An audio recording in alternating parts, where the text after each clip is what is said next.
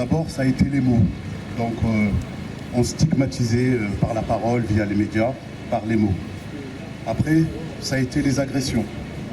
Encore dernièrement, ce lundi, une femme voilée, je crois que c'était dans les Yvelines, avec un enfant, a été agressée.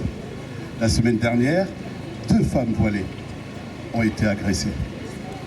Dans le monde du sport, vous avez vu, les femmes sont pratiquement interdites de faire du sport. Donc vous voyez que là, on est passé de l'agression au crime. Là maintenant, pour moi, il n'y a pas de ligne rouge. La ligne rouge, elle a été passée. Toute la journée, les premières informations qui arrivent, les musulmans, les noirs, étrangers. Surtout un assassinat d'un innocent qui est allé faire sa prière tout simplement. L'histoire de Abou Bakar, ça nous a vraiment touchés. Franchement, je trouve ça vraiment, c'est vraiment décevant en fait, surtout venant de la France. La France est le pays des droits de l'homme et on l'oublie en fait. On se pose la question maintenant, est-ce que la France bascule? Jusqu'où vont-ils aller? Jusqu'où vont-ils aller? Et croyez-moi, ce n'est pas les discours que l'on entend qui vont les décourager. Je me dis que ce qui s'est passé avec Abou Bakar, en fait, ça peut arriver à n'importe qui. Alors, mesdames, messieurs, chers frères et sœurs, nous sommes réunis aujourd'hui pour rendre hommage à toutes les victimes du racisme, de l'islamophobie, mais également de l'antisémitisme et de toutes les formes de haine et de discrimination. En ce moment de recueillement, nos pensées vont à celles et ceux qui ont été blessés, humiliés, marginalisés ou arrachés à la vie simplement à cause de leur couleur de peau, de leur religion, de leurs origines ou de leurs croyances. Le racisme n'est pas une opinion. L'islamophobie n'est pas un débat. L'antisémitisme n'est pas un détail de l'histoire. Ce sont des fléaux, des poisons pour notre société. Ils détruisent le lien social, fragilisent la République et piétinent la dignité humaine.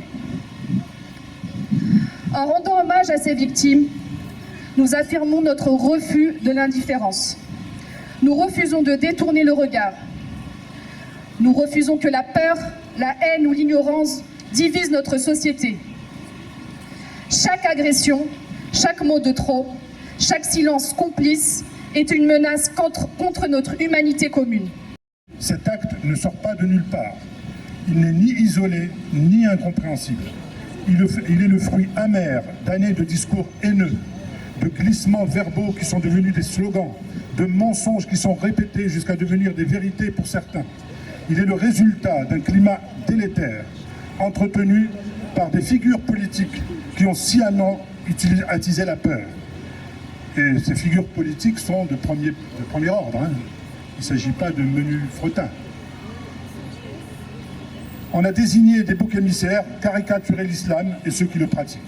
Quand des responsables politiques parlent de séparatisme sans nuance, lorsqu'ils réduisent des millions de citoyens musulmans à des menaces, ils arment les esprits les plus fragiles et les plus haineux.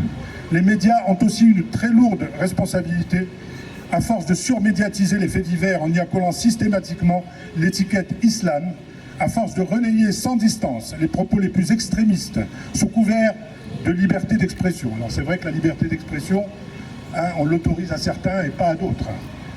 À force de normaliser les voix les plus violentes, certains médias ont banalisé l'idée qu'être musulman serait un problème.